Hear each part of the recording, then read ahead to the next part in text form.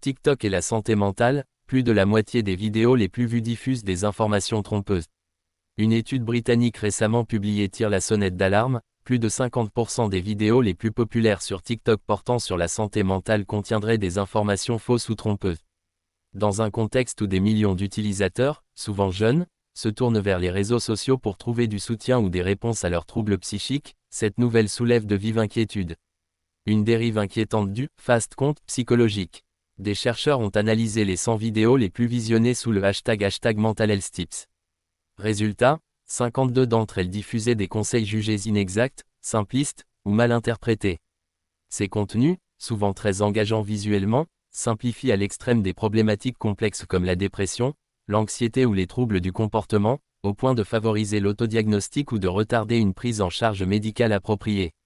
Ce sont des vidéos conçues pour captiver, pas pour soigner, résume le Dr Chris Ferguson, expert en psychologie des médias interrogé par The Guardian. L'un des problèmes majeurs soulevés par l'étude, la quasi-absence de professionnels de santé qualifiés derrière ces vidéos. Une analyse complémentaire du site PlushCare estime que seuls 9% des créateurs de contenu santé mentale sur TikTok disposent d'une formation dans le domaine. Pourtant, certains hashtags cumulent plusieurs milliards de vues, démontrant la portée phénoménale, et potentiellement dangereuse, de ces publications. TikTok répond, mais les critiques persistent.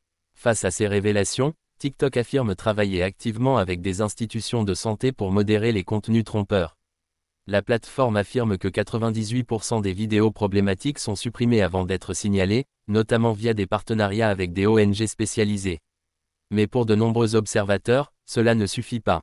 Des appels se multiplient pour une réglementation plus stricte, notamment dans le cadre du Online Safety Act au Royaume-Uni, visant à mieux encadrer les contenus liés à la santé en ligne.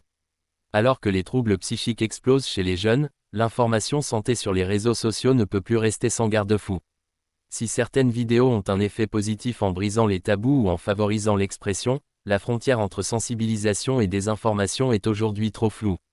Il faut éduquer à la fois les créateurs et les utilisateurs à reconnaître des sources fiables, recommande la psychologue Harriet Thomas, co-autrice de l'étude.